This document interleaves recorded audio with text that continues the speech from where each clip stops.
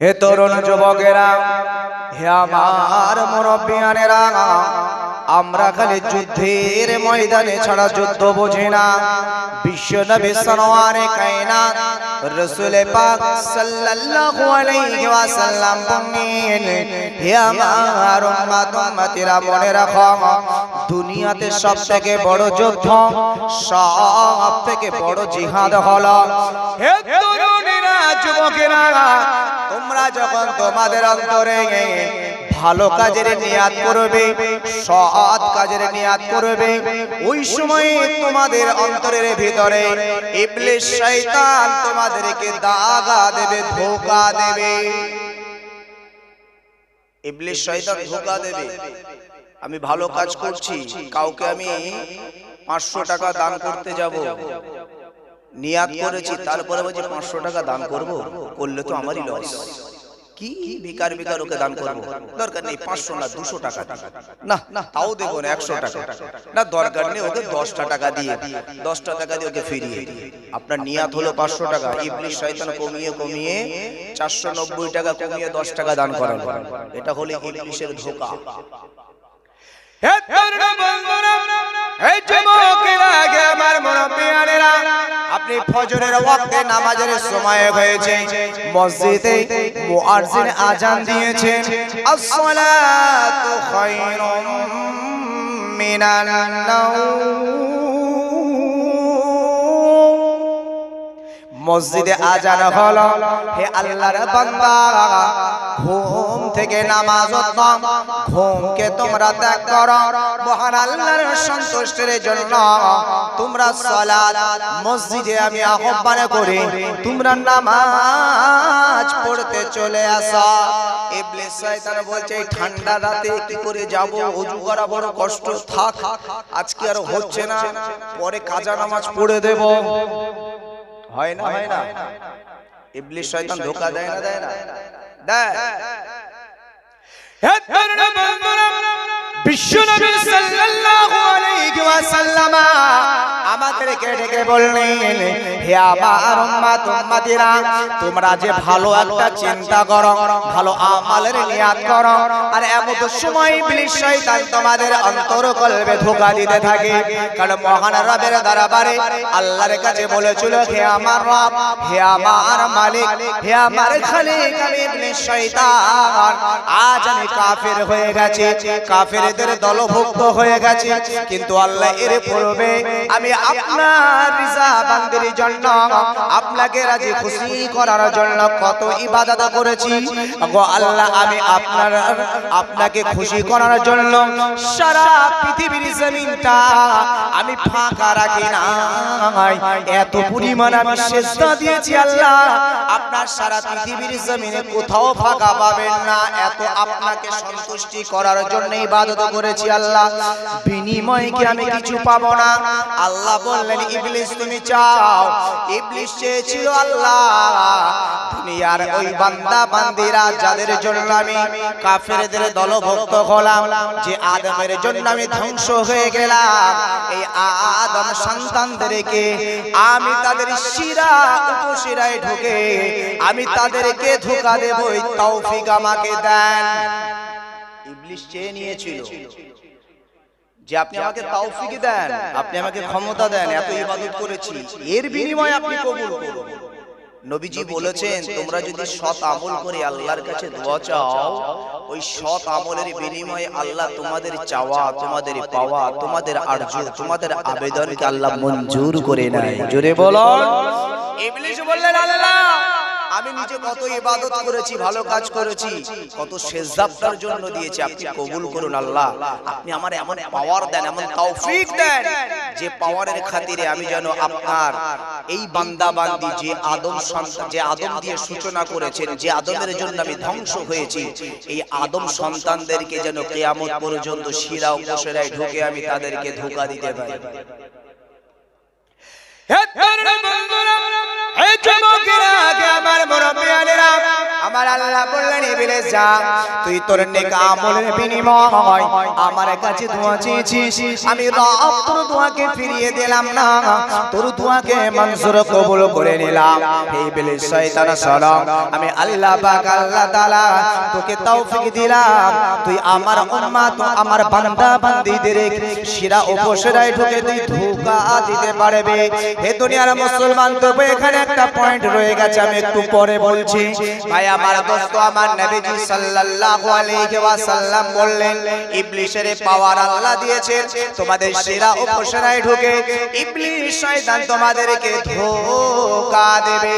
তবে শোনো আমার উম্মত উম্মতিরা, ইবলিস শয়তানের এই ধোঁকাকে যদি তোমরা অ্যাবাউট করতে পারো, ইবলিস শয়তানের এই ধোঁকাকে যদি তোমরা এমনি করে ইনভ্যালিড করে দাও, হে দুনিয়ার উম্মত উম্মতিরা, এটা হবে ইবলিসের সাথে একটা যুদ্ধ, ইবলিসের সাথে একটা লড়াই।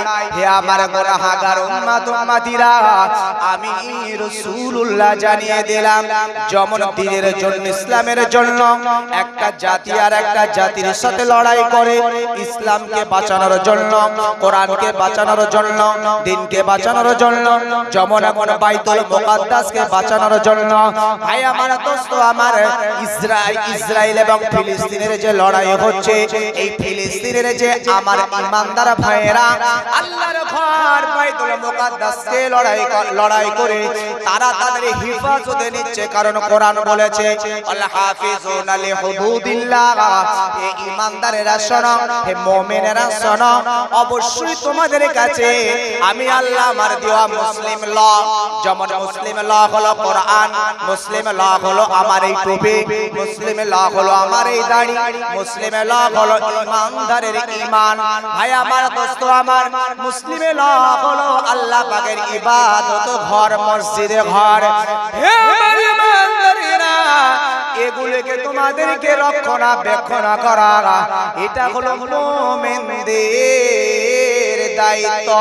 ভাই আমার দোস্ত আমার, এই মুমিনদের দায়িত্ব এড়াতে, এই মুমিনদের দায়িত্বকে বজায় রাখতে, ভাই আমার দোস্ত আমার, ফিলিস্তিনের আমার ঈমানওয়ালা ভাইরা তারা আজ ইসরায়েলের সাথে লড়াই করছে। এই লড়াইটাকে আমরা বলছি যুদ্ধ।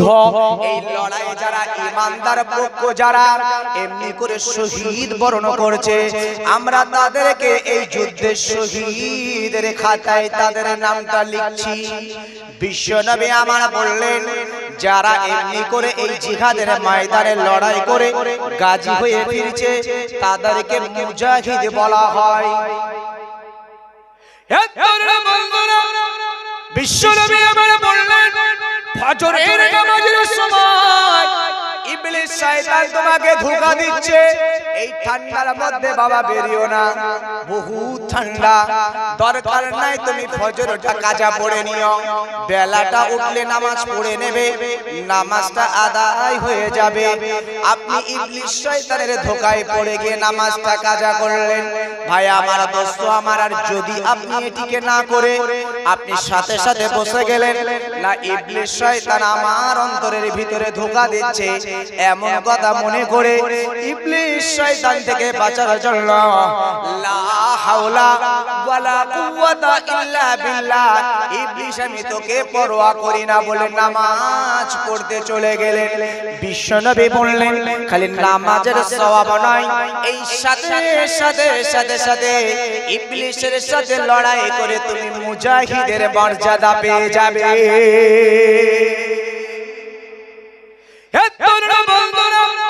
যারা যুদ্ধের ময়দানে ইসলামের জন্য, দ্বীনের জন্য, কোরআনের জন্য, মসজিদের জন্য যারা যুদ্ধের ময়দান থেকে যুদ্ধ করে শহীদ বরণ করবে, তাদের স্থান হলো আল্লাহর দয়ার জান্নাত।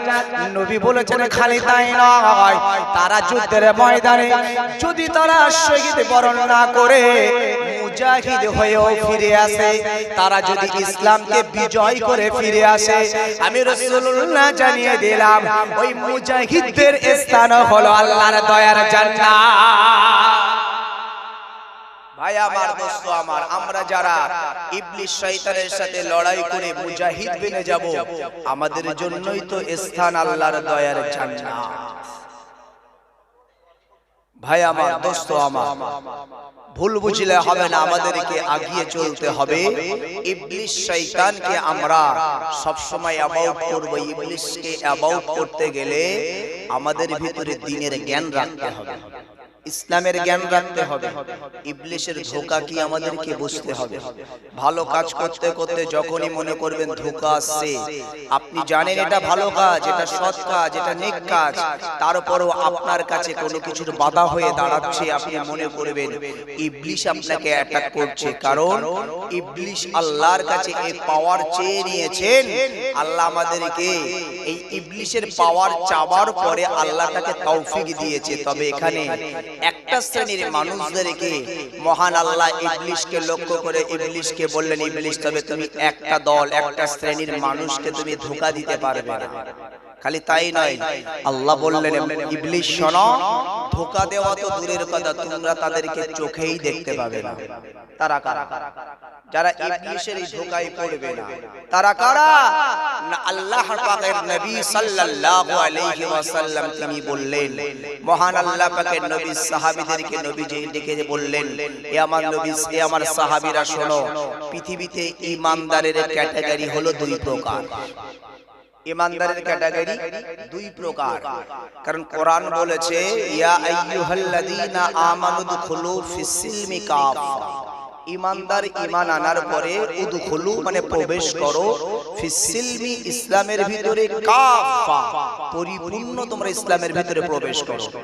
ঈমানদার ঈমান আনার পরে যারা পরিপূর্ণ ইসলামের ভিতরে যারা প্রবেশ করবে, এটা হলো একটা শ্রেণী। আর একটা শ্রেণী হলো ঈমান আনার পরেও মহান আল্লাহ বলছেন, ইয়া আইয়ুহাল্লাযীনা আমানুত্তাকুল্লাহ, হে ঈমানদারেরা তোমরা আমি আল্লাহ আমাকে ভয় করো, হাক্কা তুকাতিহি, ভয় করার মতন ভয় করো। মানে একদল ঈমানদার আছে তারা পরিপূর্ণ ইসলামের ভিতরে ঢুকে গেছে, আর একদল ঈমানদার আছে তারা আল্লাহকে পরিপূর্ণ ভয় করার মতন ভয় করেনি। যেমন জুমার নামাজটা পড়ে, 5 ওয়াক্ত নামাজটা পড়ে, জুমার নামাজ পড়ে, 5 ওয়াক্ত নামাজটা পড়ে, রমজান মাস আসলে পেটে গ্যাস। ভুল বুঝবেন না, আমি ভুল বোঝানোর চেষ্টা করছি না। ঈমানদার হলো দুই রকমের ক্যাটাগরি। একটা হলো ঈমান আনার পরে পরিপূর্ণ ইসলামের ভিতরে ঢুকবে, আর একটা ঈমানদার হলো তারা আল্লাহর প্রতি ভরসা বিশ্বাস ঈমান আনার পরেও আল্লাহকে পরিপূর্ণ তারা মানবে না, পরিপূর্ণ মান্যতা দেবে না। আল্লাহ বললেন হাক্কা তুকাতিহি, তোমরা মানার মতন মানো, ভয় করার মতন ভয় করো। মানে আমরা ঈমান আনার পরে যেমনটি ভয় করি, এই যে একটা ক্যাটাগরি আছে। তো নবীজি সাল্লাল্লাহু আলাইহি ওয়াসাল্লাম এই দুটো ক্যাটাগরিকে বোঝাচ্ছেন। ভাই আমার, দোস্ত আমার, সাহাবীদেরকে ডেকে বললেন, সাহাবীরা শোনো, একদল ঈমানদার তারা কিছুটা ইসলামের ভিতরে ঢুকেছে আর কিছুটা বাইরে আছে, তবে ওরা সংরক্ষিত নয়। ওরা সংরক্ষিত নয়। কেমন? আল্লাহর নবী সাল্লাল্লাহু আলাইহি ওয়াসাল্লাম বলেন, সাহাবীরা বলো, মনে করো তোমরা রাস্তা দিয়ে হেঁটে হেঁটে যাচ্ছ, বেশ কিছু রাস্তা যাবার পরে তোমাদের চোখের সামনে তোমরা দেখতে পেলে কোনো একটা গর্তের ভিতরে কোনো একটা সর্প, কোনো একটা বিষাক্ত সাপ, সে মাথাটা ঢুকিয়ে কিছুটা শরীর ভিতরে রেখেছে আর কিছুটা শরীর বাইরে রেখেছে, একটা বিষাক্ত সাপ। তখন তোমার করণীয় কি? যদি বিষাক্ত সাপ আমরা দেখি, শরীয়ত সাপোর্ট করেছে, যার দ্বারা আমাদের ক্ষতি হতে পারে, যার দ্বারা আমাদের ক্ষতি হতে পারে, যার দর্শনে আমরা মারা যেতে পারি, যার জন্য হয়তো রাতের বেলা ঘুমিয়ে আছি, হয়তো আমার ঘরের ভিতরে ঢুকে আমাকেই কামড় দিতে পারে, এই রকম বিষাক্ত সাপ, যে সাপের কারণে আমি মারা যেতে পারি, এই সাপ দেখলে মারা ইসলাম রাইট করেছে।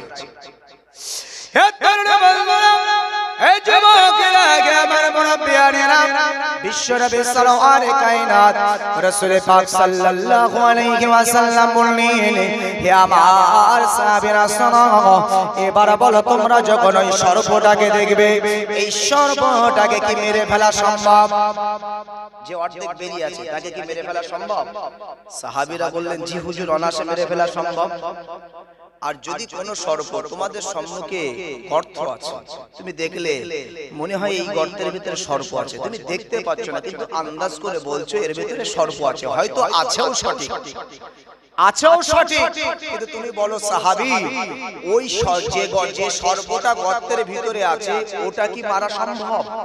সাহাবীরা বললেন ইয়া রাসূলুল্লাহ ইয়া হাবিবাল্লাহ হুজুর তবে নিশ্চিত নয়, যদি গর্ত খুঁড়তে খুঁড়তে পাওয়া যায় তবে মারা সম্ভব নচেত নয়। আর যদি আমরা জানতেই না পারি সর্পটা কোথায় লুকিয়ে আছে কিভাবে আছে, যিনি পর্দা করে যিনি গোপন করে আছেন তার সম্পর্কে বোঝা কখনো সম্ভব নয়। হে তরুণ বন্ধুরা, হে আমার যুবকেরা, বিশ্বনবী সরওয়ারে কায়নাত রাসূল পাক সাল্লাল্লাহু আলাইহি ওয়াসাল্লাম তিনি কোরআনের এই আয়াত দ্বারা সাহাবীদেরকে বোঝাচ্ছিলেন, হে আমার উম্মাহ, হে আমার সাহাবীরা মনে রাখো, ইয়া আইয়ুহাল্লাযীনা আমানু, যারা ঈমান আনার পরে উদখুলু, যারা প্রবেশ করবে, মানে গর্তের ভিতরে, মানে বাউন্ডারির ভিতরে, প্রবেশ শব্দটা সব জায়গায় কিন্তু মানানযোগ্য না। রাস্তা দিয়ে হেঁটে হেঁটে কেউ যাচ্ছে, গ্যাস ভাইকে দেখলে বললাম রাস্তা দিয়ে ওইদিকে গ্যাস ভাই গেছে। আমি যখন জলসার মধ্যে ঢুকলাম, মসজিদের ভিতরে ঢুকলাম, কোন ঘরের ভিতরে ঢুকলাম, কোন মক্তব মাদ্রাসাতে ঢুকলাম, কোন কারখানায় ঢুকলাম, যদি কেউ জিজ্ঞাসা করে গ্যাস ভাইকে দেখলে, দেখলাম ভাই একটু আগে জলসার ওই প্যান্ডেলের মধ্যে প্রবেশ করেছে। প্রবেশ শব্দটা যার একটা বাউন্ডারি আছে সেখানে এই প্রবেশ শব্দটা মানানযোগ্য। নবীজি বলছে কোরআনের বাচন ভঙ্গি, ইয়া আইয়ুহাল্লাযীনা আমানু, ঈমান আনার পরে উদখুলু, যারা বাউন্ডারির ভিতরে, যারা গর্তের ভিতরে প্রবেশ করবে, সেই বাউন্ডারিটা হবে ফিসসিলমি, অর্থাৎ ইসলামের বাউন্ডারির ভিতরে ঢুকবে। আল্লাহর নবী বলছে খালি ঢুকবে তাই নয়, কাফা, পরিপূর্ণ, অর্ধেক বাইরে আর অর্ধেক ভিতরে নয়, পরিপূর্ণ ভিতরে ঢুকবে। মহান আল্লাহ পাকের নবী বলে ওই মানুষগুলোকে মহান আল্লাহ ওই দিনই বলেছিলেন, ইবলিস তুমি ধোঁকা দিতে পারবে, কিন্তু যারা আমার উপরে ঈমান আনার পরে পরিপূর্ণ ইসলামের ভিতরে প্রবেশ করবে তুমি তাদেরকে দেখতেই পাবে না। একবার জোরে বলো।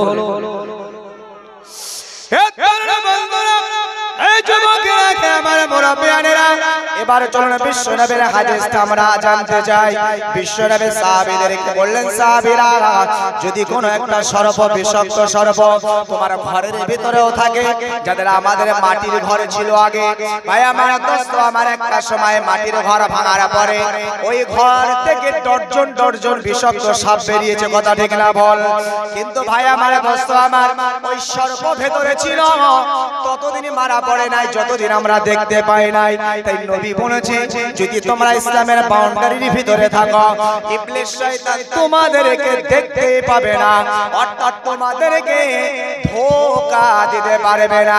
যদি অর্ধেক বাইরে অর্ধেক ভিতরে থাকো, জুমার নামাজটা পড়বে, 5 ওয়াক্ত নামাজটা পড়বে না, নামাজ পড়বে, জুমার নামাজ 5 ওয়াক্ত নামাজ পড়বে, রমজান মাসে রোজা রাখবে, মিথ্যা কথা বলা ছাড়বে না, সুদের সাথে সম্পর্কটা ছাড়বে না, ঘুষের সাথে সম্পর্ক ছাড়বে না, সমাজের প্রতি তোমার অন্যায় অবিচার থাকবে। এ তরুণ যুবকেরা এরা তো পরিপূর্ণ মানল না। ভাই আমার দোস্ত আমার নবী বলছে এই সময় ঈমানদারেরা কিছুটা মানে আর কিছুটা বাইরে থাকে, যারা কিছুটা ভেতরে ঢোকে আর কিছুটা বাইরে থাকে। নবীজি সাল্লাল্লাহু আলাইহি ওয়াসাল্লাম বললেন, ইয়া মা সাহাবীরা শোনো, এবার আমি তোমাদের কাছে জিজ্ঞাসা, যদি সর্পটা বাইরে কিছুটা থাকে আর ভিতরে কিছুটা থাকে, ওই সর্পটাকে কি তোমরা মারতে সক্ষম? সাহাবীরা বললেন, জি হুজুর অনায়াসে। কিন্তু সর্প ও মাথাটা নিচের দিকে ঢেকে রেখেছে, তো ও মনে করছে না আমি কাউকে দেখতে পাচ্ছি না, মানে আমাকে কেউ দেখতে পাচ্ছে না। নবীজি বললেন, আমার এক শ্রেণীর উম্মত আছে, তারা হয়তো জুমার নামাজটা পড়ে, ওরা লোকে জিজ্ঞাসা করলে বলে ভাই নামাজ পড়ো, বলছে ওরে বাবারে জুমার দিনে আমার যত অভাবী যা আমি জুমার নামাজ ছাড়ি না, কথা ঠিক না বল? মানে ওর কাছে ওর নজরে জুমার নামাজটাই খালি ইবাদত, জুমার নামাজটাই হলো ঈমান আনার পরে কাজ, এছাড়া আর কিছু নাই। ওই জন্য ভাবে নামাজ আমি জুমার নামাজ পড়ছি, আমি একেবারে ইসলামের ভিতরে পুরোপুরি রয়েছি, কথা ঠিক না বল? ভাই আমার দোস্ত আমার ভুল বুঝবে।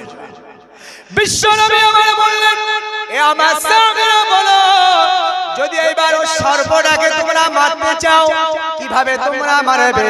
সাহাবীরা বললেন ইয়া রাসূলুল্লাহ ইয়া হাবিবাল্লাহ হযরত ওই সর্পটার বাইরে যে অংশটা বেরিয়ে আছে আমরা যদি ওই বিষাক্ত সাপটার বাইরের অংশটা মেরে ওটাকে যদি প্রথমত দুর্বল করে দিতে পারে তারপরে আমরা হয়তো ল্যাজ ধরে টানবো বার হলো ভালো আর না হলে আস্তে আস্তে খোড়ব আর বার করব আর মারব এইভাবে একটা সময় গর্ত থেকে পুরোপুরি বার করে মেরে ফেলা এটা আমাদের জন্য স্বাভাবিক ভাই। নবীজি বললেন হে আমার সাহাবীরা শোনো পৃথিবীতে যারা ইসলামের কিছুটা ভিতরে ইসলামের কিছুটা বাইরে রয়েছে ইবলিস শয়তান ওই বাইরের অংশে ধোঁকা দেবে ওই বাইরের অংশে ধোঁকা দেবে। এবার আমি আপনাকে পরীক্ষা স্বরূপ একটু বলি হে তরুণ বন্ধুরা বিশ্বনবী সরওয়ারে কায়নাত রাসূল পাক সাল্লাল্লাহু আলাইহি ওয়াসাল্লাম সাহাবীদের মাঝে কোরআন দিয়ে অপারেশন করলেন। মনে করুন আমি একজন নামাজি, আমি একজন রোজাদার, আমি একজন হাজী সাহেব মানুষ, আমি একজন আল্লাহওয়ালা মানুষ। ভাই আমার দোস্ত আমার এমন ব্যক্তিদের ভিতরে এমন সিফাত এমন গুণ কি আপনি খুঁজে পান আমি আপনাকে ইশারা দিলে বুঝতে পারবেন আমি একজন আলেম, আমি একজন ইমাম, আমি একজন নেতা, আমি একজন মাতব্বার, আমার ইসলামের কোনো কিছু বাকি নাই কিন্তু আমার ভিতরে অহংকার তাকাব্বুরের কমি নাই। আমার ভিতরে তাকাব্বুর আছে, অহংকার আছে, ফকর আছে। কোরআন দিয়ে নবী ওয়াজ শোনালেন এ দুনিয়ার উম্মাত উম্মাতিরা আল্লাহ বলেছেন আবা ওয়াস্তাকবারা ওয়া কানা মিনাল কাফিরিন। যারা তাকাব্বুরে করলো, যারা অহংকার করলো, যারা ফকর করলো নামাজি হতে পারে। নামাজি চাচা আমারা বলছে আমি 5 ওয়াক্ত নামাজি, ওর এত বড় সাহস জুমার নামাজ পড়ে ও আমার উপরে কথা বলে। বলছে আমি হাজী সাহেব, আমি একজন আলেম, ওর এত বড় সাহস ও আমার সামনে মুখ তুলে কথা বলে, মানে কত বড় লাশেব হয়ে গেছে। ভুল আমায় বুঝবেন না। রাসূল পাক সাল্লাল্লাহু আলাইহি ওয়াসাল্লাম বলেছেন হে আমার উম্মত উম্মতিরা যে মানুষ মানুষকে ভালোবাসে না, যে মানুষ মানুষকে স্নেহ করে না, যে মানুষ মানুষকে সম্মান করে না, আমি নবীজি সাল্লাল্লাহু আলাইহি ওয়াসাল্লাম জানিয়ে দেই ওই মানুষ না আমার উম্মত নয়। আমি আলেম হলে, হাজী হলে, নামাজি হলে, পরেজগার হলে, দিনদার হলে, নেতা হলে, মাতব্বার হলেও যদি আমি কোনো মানুষকে ছোট মনে করি, আমি তাকে তার সম্মুখে আমি নেতা, আমি আলেম, আমি জ্ঞানী মানুষ বলে অহংকার ফকর করব, নবীজি বলছে ওই মানুষটা ওই স্নেহ না করার কারণে, ভালো না বাসার কারণে ওর আমার উম্মতের পরিচয় রইল না। কোরআন বলছে করে নামাজি রোজাদার আলেম হাজী গাজী যে দরের মানুষ না কেন আমি যেমন তাকাব্বুর করার কারণে যে ইবলিস যে আমার জন্য এত ইবাদত করেছে, এত উপাসনা করেছে, আমি আল্লাহ পাক আল্লাহ তাআলা তারপরও তাকে কাফেরদের দলভুক্ত করে দিয়েছি। এই কোরআন আজও আছে, কিয়ামত পর্যন্ত থাকবে। যত নবীর উম্মাত উম্মতি আসবে সবার জন্য এই আয়াত প্রযোজ্য। পৃথিবীতে যারা আমরা অহংকার করব, তাকাব্বুরি করব, ফকর করব, আল্লাহ আমাদেরকে কাফেরদের দলভুক্ত করে দেবে। ভাই আমার দোস্ত আমার, তাহলে ভিতরে আপনার আমল আছে, ইবাদত আছে, রোজা আছে, দান আছে, খায়রিয়াত আছে, তারপরও আপনার ভাই আমার দোস্ত আমার তাকাব্বুরি করার কারণে সমস্ত নেক আমল গুলি বরবাদ